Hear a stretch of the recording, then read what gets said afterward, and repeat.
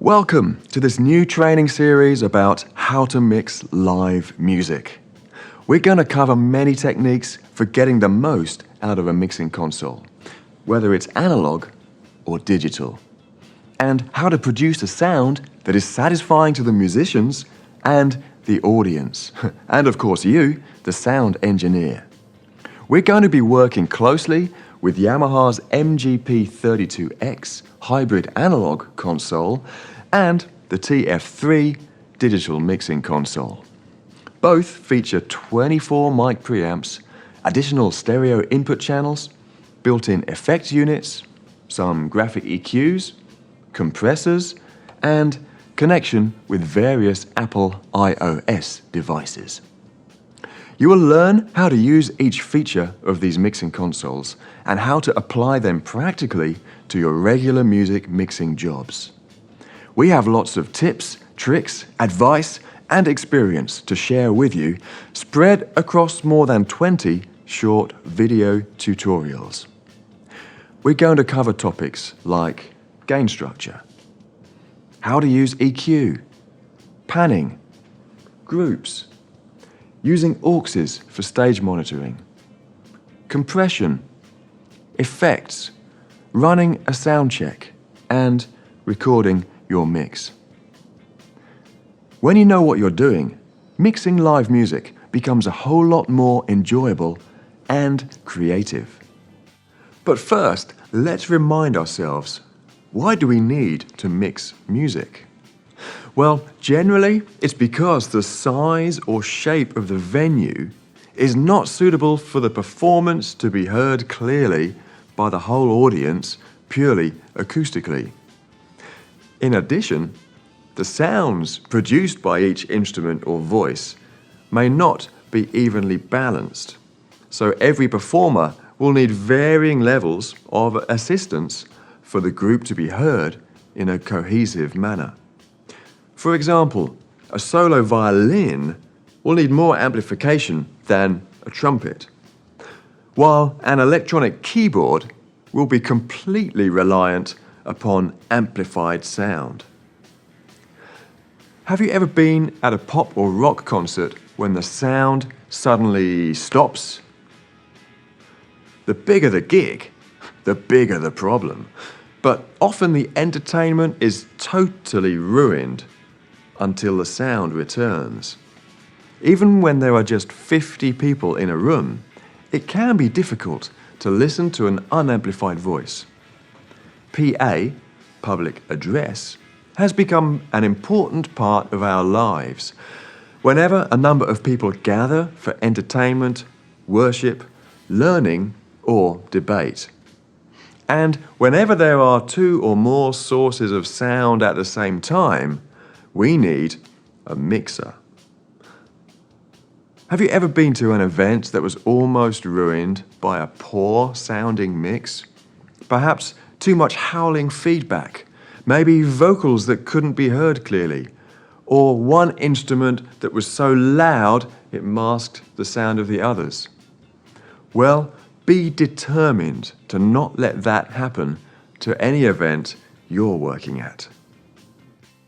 Mixing can even add an extra dimension to the musical art form, enhancing the sounds with extra dynamism, warmth, character, mystery, and imagination. As the musicians play their instruments, a good sound engineer can play the band, bringing the best out of them and adding more. Be mindful that the mixing console is only a small part of the complete sound system. It will not make an instantly good sound if any of the other components are faulty or of low quality.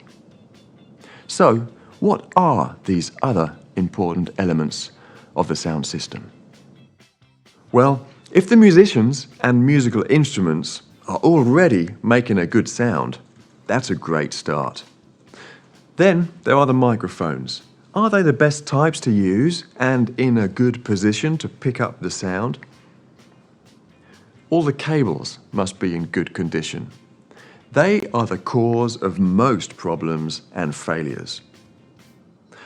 Do the amplifiers have enough power to provide a clear sound at the required sound pressure level? Are the loudspeakers suitable for the style of music? And are they pointing in the right direction towards the audience and away from the walls? Finally, the biggest influence is from the acoustics of the venue itself, or the outside location. It can cause the greatest challenge for the sound engineer to overcome. And it's the one most difficult and costly item in this list to change. But for this series, we're going to assume that the other 4 elements are in good order, so we can focus on the central tool of the system, where the sound engineer will likely spend most time: the mixing console. But before we continue, let's consider what are our goals by mixing the live music. What are we trying to achieve? Who are we trying to please? I would argue that the first job is the performers. If they are comfortable with their sound, they will create a better sound, making it easier for you to deliver a good sound to the audience. Then, of course, we have to consider the audience and the event organizers. What are their expectations, and are they reasonable, safe, and achievable?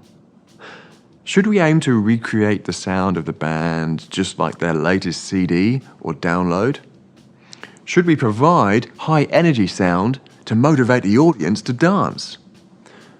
Should we provide a natural and faithful reproduction of the acoustic group on the stage? Should we make sure the vocals are always clearly heard so everyone can sing along? These are different styles of mixing that require slightly different approaches. We'll cover aspects of them as we go along, but always keep your goal in mind as you mix. In the next video, I'll give you tips for choosing the right mixing console for the job, and we'll list the kind of tools you should always have available when working as a live sound engineer.